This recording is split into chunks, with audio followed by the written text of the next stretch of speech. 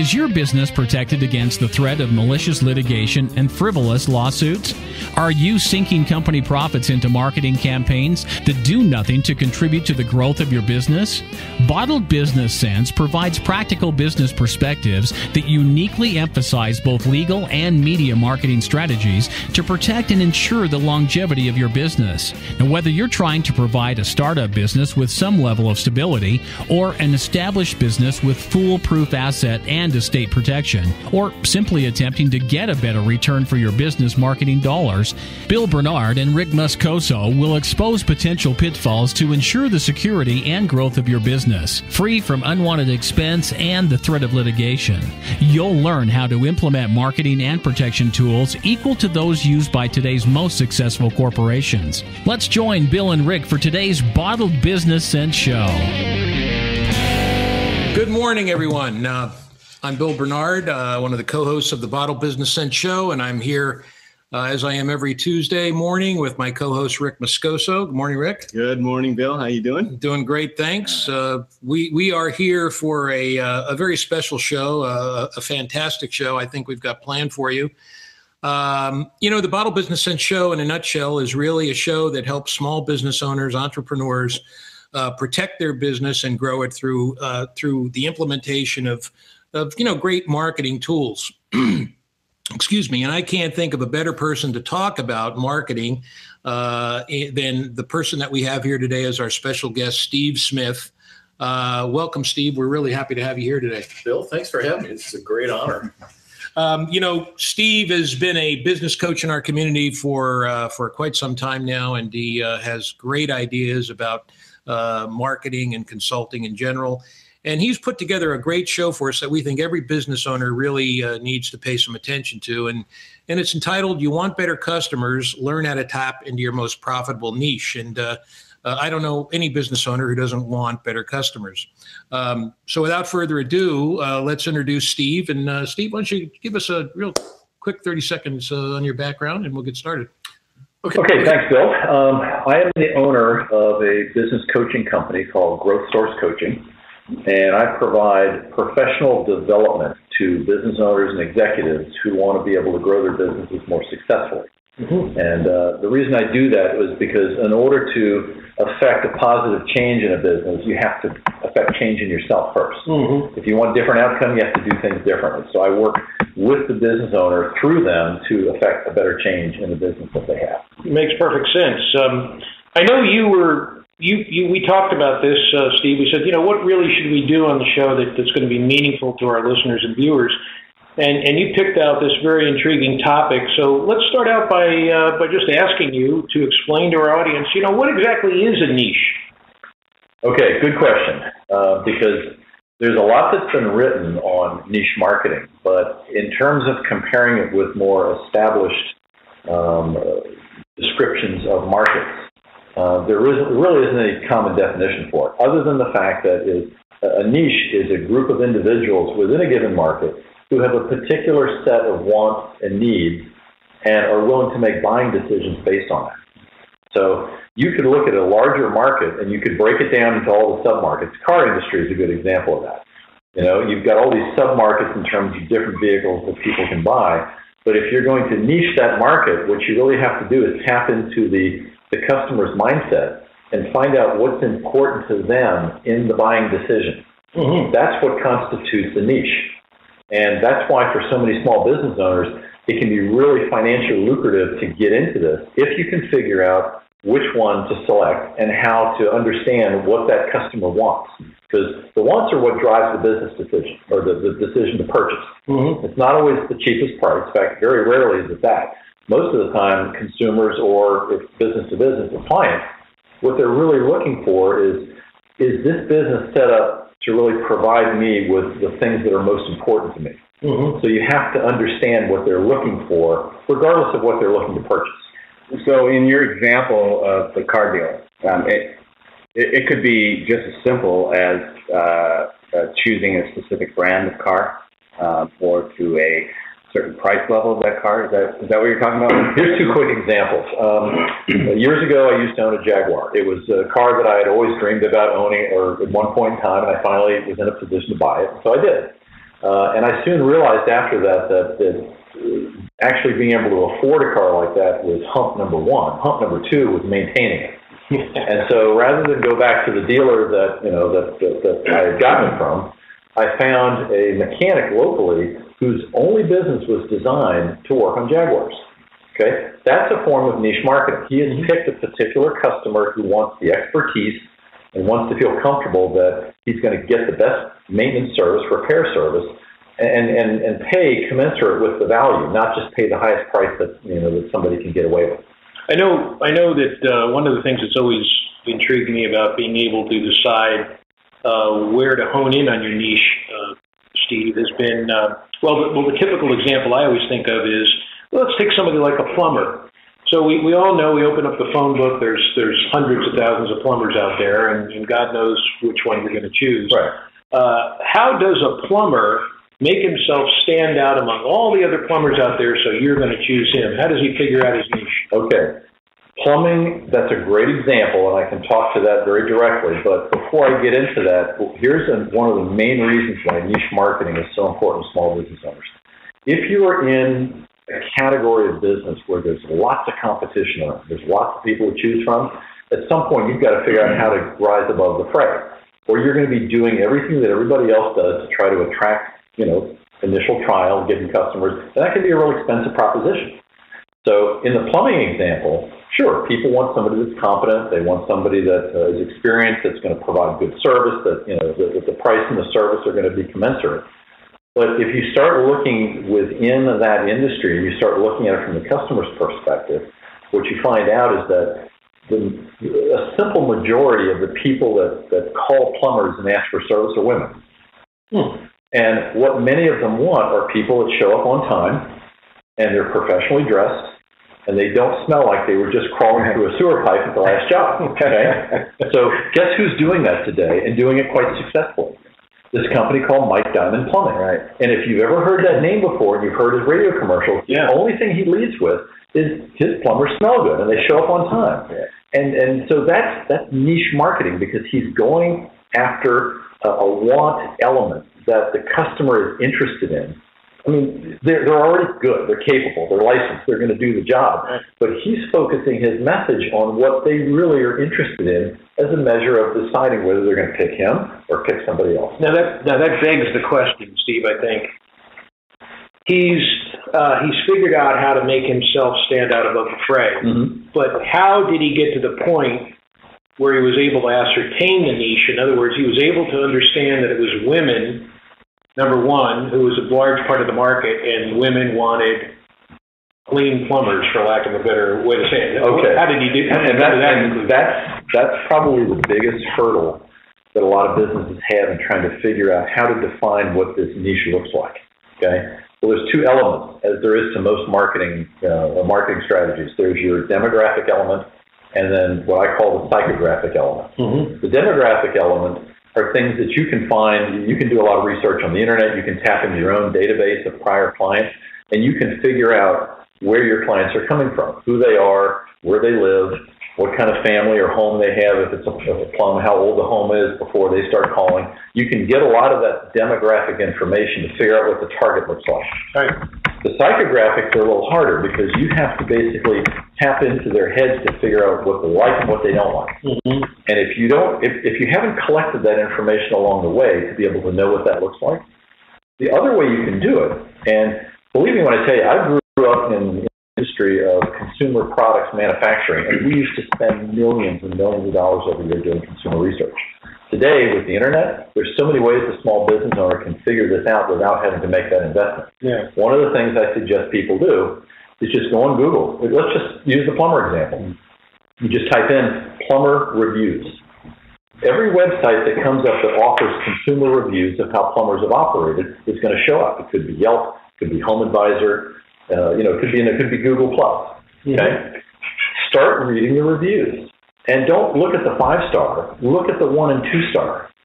Because what you're going to find out if you read 30, 40, 50 of these reviews, you're going to find a trend of what people consistently complain about.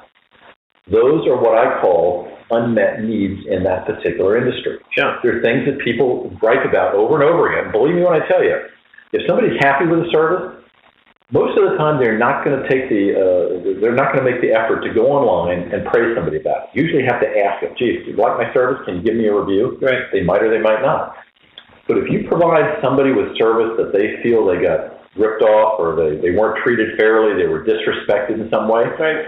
they're going to hit that site and they're going to let everybody know about it because they want everybody else to know how they were treated poorly.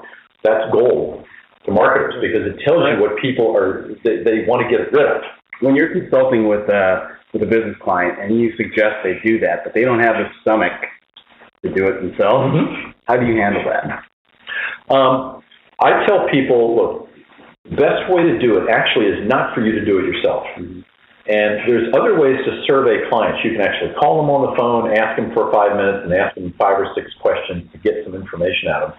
Quite honestly, the business owner is not the best person to do that because they're all kind of in themselves about what they offer. I mean, they're prideful. This is their baby. This is the business they have. The better thing to do is find someone to make those calls or do those reviews for them and just charge them as a service.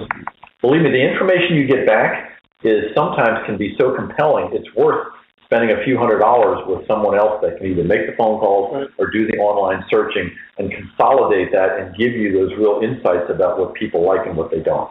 You know, this brings up a very important point too, because when you retain somebody like Steve who can help you with these things, it really calls home the fact that somebody is going to give you the information you need to be able to find the niche that's best for you.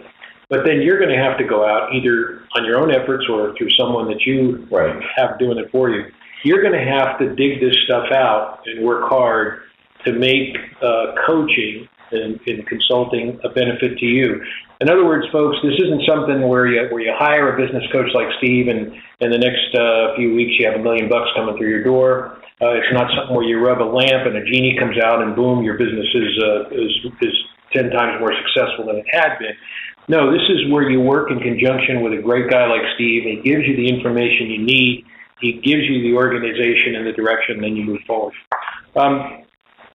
You know, Steve, I wanted to ask you as well, are there any cons? I can't imagine there would be, but are there any cons to making a niche investigation or maybe having too many of them that you can handle, anything like that? Well, the biggest drawback to developing a niche market is if you miscalculate the size of the market you're trying to penetrate. You know, every market opportunity has kind of a defined volume to it in terms of how many people are in it, how frequently they purchase the product or service that you offer, how many other people might have already figured it out. And I've run into a number of business owners who just, you know, they're just so consumed with how great their service or the product they've developed are, and all they can see is that everybody in the country needs to buy them. Okay? That's just simply not reality. Most of the time, what you have to really do is do a lot of investigation into the general industry and into the smaller segments, and then get down to those reviews and figure out what people like and don't like about. Restaurants is another great example. That's another one. Because you can have, you know, takeout, you can have restaurants by cuisine. Restaurants by location is just the starting point. That almost means nothing because there's so many other ones in that same area that people can choose from. So now you have to really figure out, what do my clients want that if I do exceptionally, they will come to me first. Okay? That's another thing you have to think about. So the con to this is if you identify some perceived need that's being unfulfilled and you don't investigate it completely to figure out, are other people already in there? Am I going to be getting into a line where there's 5 other companies that have already figured that out? Or probably just as bad, where I walk into this and realize nobody's doing anything. That should be a red flag too, because what it might mean is that people have already looked at that and left it because there simply wasn't enough volume to keep somebody alive. Well, this is great stuff. Before we go any further, because there's a specific question I want to ask you, Steve, about something we had discussed a while back. Let me take a quick commercial break and bring in our sponsor for today, and that is a well-known sponsor, one that we've worked with in the past many times. That's World of Watches. Worldofwatches.com is the place to go to buy watches at wholesale prices. There's no brick and mortar store. There's no commission, no overhead. all you get is great, fantastic products, all the way from $49 all the way to $49,000, depending on what kind of watch you're looking for. They have stress-free payments, meaning that you can buy it on time. It's not a layaway plan. You can buy this watch, and you can wear it while you're paying for it.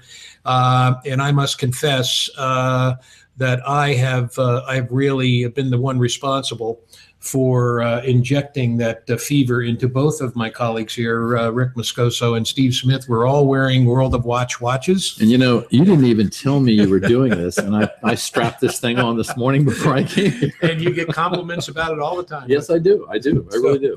So please go and look at my friend Jim Skelton, who is at World of Watches. It's worldofwatches.com. And they're on every Saturday and Sunday evening with live shows from 3 to 6 p.m. Pacific Standard Time on DirecTV 227, or on their website. You can watch the streaming broadcast. Okay. Having said that, Steve, I wanted to bring back one of the things that we discussed briefly that I found interesting. Remember when you gave me an example of how crowded the pots and pans industry is, and how there was a group of people that can't use electricity. Oh, yes, yes. Could you explain that for our viewers? I thought that was fascinating, and I think it's a great example, isn't it? It is. It really is. There's a company located in Ohio, and they're called the Lehman Company. And I believe their main business, at least where it started, was in furniture making. Well, in that kind of mid-central area of the country, you have a lot of communities out there, Amish, Mennonite. They're communities that part of their lifestyle is that they don't use modern conveniences, electricity being one of them. Mm-hmm. Okay, so this company figured out a way how to manufacture and make available for sale many of the household appliances that we work with today that require electricity, that operate mechanically. Mm-hmm. You know, like washing machines, dryers, things like that. So they've figured out how to take just enough of those household items and convert them into mechanical applications. And now these communities buy their product from them because it fits their need. Mm. And I mean, Whirlpool, KitchenAid, do you think they were taking their refrigerators and making mechanical devices? No, these guys did it. And so they basically captured an entire market that was underserved because of that one element. Mm-hmm. Now, here's one that you guys probably can relate to. A couple of companies ago, I was with the Lysol company, and Lysol is known for household chemical products. Right? They competed with, you know, Clorox and SC Johnson and P&G, and there's a massive industry. It's like $1.5 billion a year on retail sales. Well, out here on the West Coast, there's a company out here that we always looked at as a niche manufacturer, and it was because they made a product that did everything our products did, but it was totally environmentally free of chemicals and, you know, harsh things, agents that people that identify with that lifestyle didn't want in a conventional cleaner. Mm-hmm. The company's Simple Green. Mm. And Simple Green, you don't find them in other areas of the country, but out here on the West Coast, they're big because of that one element they've tapped into that they know their consumers are interested in. Not only does the product work well, but it doesn't have the harsh, you know, acid agents or the alcohols or the other things that a lot of people just don't like in products that they use around their home. Yeah. So there's an example of niche marketing on a fairly large scale. So the size doesn't necessarily have anything to do with it, to what constitutes a good market. It's really how well you can define it within a broader context of products or services. So the main points then, Steve, that somebody might want to consider before marketing to a niche would be what, in a nutshell? Well, the main points are, number one, can you identify a specific unmet need amongst that population that you can define clearly enough to market to? Remember, marketing is simply putting out a consistent wave of messaging to try to connect with a consumer who's going to identify with that and look at you as the best choice for what they're trying to buy over other available options. Mm-hmm. The second thing you have to look at, and here's where it kind of comes in for the business owner, is what you've decided to market to them a profitable enough product or service offering for you to make sense to do that. So in other words, you know, most everybody that offers, you know, services like, you know, legal, video, things like that, you're going to have different things that you offer that have different profit margins to them. Right. Okay. Which you don't want to look at your lowest profit margin item and niche that. You want to look at the top ones, because again, if you can figure out how to tap into that market and you understand what these people are really looking for, what they really want that is not being satisfied by the vast majority of people in that industry, and you can figure out how to message to them to the point where they really identify with what you're doing and why you're doing it, they will pay the value price that you put out there for that service, because you've reached them at a deeper level. It's not just a matter of here I am and here's what I do and buy from me. There's almost no value in doing that anymore today, because so many people are doing it. It's noise. Yeah. You really got to be able to cut through that by telling people something that it's going to wake them up and say, wow, I didn't know that there was somebody out there that did it that way. That's what I want. Right. Generally, would you say it takes, how long, I guess, would it generally take? And this might be a loaded question, Steve, but how long should it take for someone or some business to generally be successful, or know if they're being successful when they're tapping into a niche? Well, the first thing is you've got to know that in your business you have enough mechanisms set up to be able to measure the results of any marketing you do. Okay. Doesn't matter whether you hit a home run or you're consistently coming up short. If you can't measure the effect, then it doesn't matter. So you have to have some method of being able to determine, if you're sending emails out, what kind of response rate are you getting back? If you're doing local advertising, what is that doing for you? Can you measure it and understand what you're getting for the money you spend? What niche marketing may not short circuit the time frame, what it will do is it will get you better results. And if you're constantly being exposed to customers who are beating you down on your price, and they're not following the direction you've set up for them to get the greatest experience working with you, then you're probably attracting the wrong people. And the biggest benefit of niche marketing is you now start attracting and connecting with better quality clients, people that like what you do because they understand why you're doing it, and they recognize it. They feel like they're aligned with that. So they're more interested in doing business with you over and over again. Right. And paying the price that you put out there, because they see value beneath just the product or service. Now they feel like they have a connection. Apple's a great example. Apple's a huge company, but they built themselves on a premise that they were innovative. And if you got one of their products, you were ahead of the market. And so all the early adopters are sitting out front of an Apple store for 3 days waiting for the next iPhone. Right. Okay. Right. I mean, companies would love to have that stuff, and it takes a long time, but they knew how to talk to people in that technology world early on, and they drove innovation, and they drove ease of client usage, and they drove things like that to people who really that they identified with that. That was what was important to them.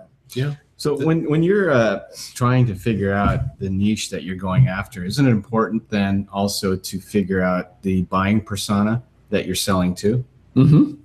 Yeah. How do you lead? How would you lead a client through that? If you break down the client buying behavior, I call it the buying matrix, purchasing matrix. Yeah. What you're going to inevitably find out is that 9 times out of 10, people go out and buy products or services because they have an issue or a problem or something that needs to be corrected. So every product and service is really a solution for a customer's problem. The first thing you have to figure out is what is it that they have a problem with? Okay. Here's another example of actually a local hardware store in our town. Okay. A great little store to go into. Everybody's knowledgeable. They know exactly how to help you find whatever it is you're looking for when you go in there. And so a couple of years after we were here, Home Depot built a big old massive, home center like 4 miles up the road. And I thought, oh God, that store is just going to die. Yeah. They're going to go away. Well, not only did they not go away, but 2 years later, they expanded. They added another 1,000 square foot onto the store. And so I was talking to the store owner one day and I said, how did you survive that? He says, because we figured out early on that people don't come in here to buy products. They come in here to solve problems. So they come in here and say, my toilet's leaking. What do you have? Yeah. Well, we show them what they need to do so they can go home and fix it. Okay. So he goes, when we started to realize that we needed to help people solve the problems they came in here with, people would come to us first. And that's the reason why they've been able to survive, because when you go into Home Depot, sure, you get good selection and great prices, but you don't always run into people that are knowledgeable enough to help you know how to use them correctly so you get a good outcome. Yeah. So that's what they tapped into. They figured out why people go to hardware stores. And once they figured that out and they trained their staff to approach that, they started to realize that they were getting more business. They wanted an education. Yes.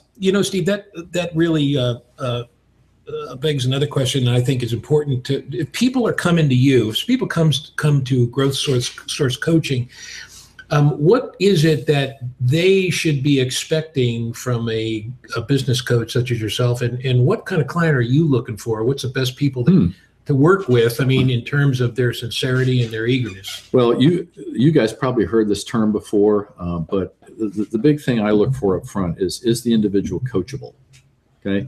They don't need to know all the answers. They don't need to know exactly how to figure out the problems that they're dealing with. They just need to be at a point where they're tired of what they're currently sitting in.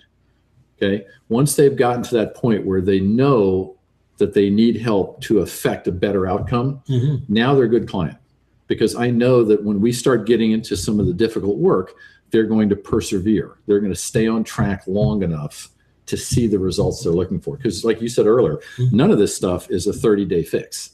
Depending on how long you've owned your business and how long you've lived with dysfunction, it could take 6, 8 months, or even a year to fundamentally change it so that it stays changed. So it's not just one of these, gee, I dropped 20 pounds and 2 months later I put it back on plus 10. Yeah. We don't want that. Yeah. We want fundamental transformational change that stays that way. And this has to do with not having expertise in the area that you're an expert in, right? It has nothing to do with competency of the individual. Absolutely not. In fact, my best clients are really, really highly educated and competent.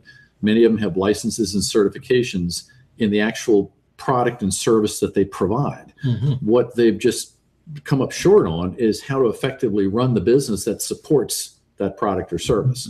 So it's really not a lack of being incompetent to any great degree. It's really just an orientation towards the product or service that they've become experts in, and not the business structure that has to operate profitably for them to keep doing that. Well, this is a fantastic discussion about niche marketing in a nutshell, as far as we were able to do it in the time allotted, Steve. I wanted to be able to recap the program, but before I do that, I'd like you to be able to tell all of our viewers and listeners, where's the best place to get a hold of you? If you want to have a conversation about the current business condition that you're living with, you can, probably the best way to do it is just call me directly. My office number is 949-951-9163. And we can set up a short 30-minute period where we can get on the phone and talk specifically about where you are and what you want from your business. That's the best way to connect. You can always go to my website, which is growthsourcecoaching.com. And I have a lot of resources on there, articles, podcasts, videos. You can source as much of that as you want. Some people like to do that first before they reach out and make any connection. But either way, it's eventually we're going to have a conversation. Yeah. Because the only way that I take on clients is once I understand what they're looking for, and are they at that point where they really want to do the work to make the change. And if that works, and if they see value in working with me, because again, it's a very personal relationship. So they've got to be good that what I do and how I operate is something that they're going to be comfortable talking with on a weekly or biweekly basis. Then that's how we start. Well, this guy is the real deal, folks. Let me tell you. So I would urge you to have this discussion with him, if for no other reason than to get some information and direction in terms of what your business may want to accomplish in the future. Believe me, you got nothing to lose. Steve, let's recap the program real quickly. If we're talking about niche marketing, we're asking an entrepreneur or a business owner, do you want better customers? Let's go down the line and say, okay, from 1 to 5 or whatever number it might be, what do you got to do? Okay. Very first thing you have to look at is the market that you're currently serving or you're trying to penetrate, and figure out where the unmet needs are in that market. The things that people want that they're currently not getting from all the other players that are servicing the market. And that may require doing the surveys or looking at the reviews online. The second thing you want to do is look at your own service offering and determine which is the best service or product line to start doing that with. and it should be one that's a little higher on your profit scale. Certainly not the lowest one. You want to actually improve your bottom line, not take away from it. So you want to pick that one out and then start figuring out if that particular product or service is the answer to the problem people are having in the area, the niche area you've identified. Because sometimes if it's not, then you may have to either look for a different niche or look for a different product to support it. Mm-hmm. You always remember problem, solution, and you have to match it up that way. Once you do that, then you're into having to figure out how to communicate that what you offer is different and this is the reason why. Okay, we offer plumbing, but our guys show up and they smell nice. You know, again, kind of quirky, but it's amazing how well that works and how that identifies with people who are, that's what they want. They want a professional that looks good. So that's what works for them. Yep. You know, every business has those nuances. You've just got to look at your own and figure out where's the point of difference for me that I can reputably and authentically put that out there. And people, the minute they see it, they recognize, yes, that's what I've been looking for. Yeah. Well, fantastic. Listen, it's been wonderful, hasn't it? Yeah, it's been a great show. I mean, this has really been, and this is what we try to do on the show. We try to give you information that you can use in your business. And Steve is a wealth of information. We're just so pleased to have him on the show today. Steve, I want to thank you for coming on. It's been a real pleasure, a real joy. Hey, thank you for having me. This is a great setup you guys have here. I mean, you should be doing this a lot more. Believe me, this is really neat. That's our aim. And we love our audience, and we love to be able to bring them these hot tips that they can use in a practical, everyday application in their business. So we're going to sign off until next Tuesday with another Bottle Business Sense show. We're looking forward to having you all come back, and it'll be our special Veterans Day show. So there's some prizes in store. And we're really looking forward to that because you'll be able to see some of our extraordinary skills on display. So until next week, everybody, take care, have a prosperous week, and God bless you. Take care.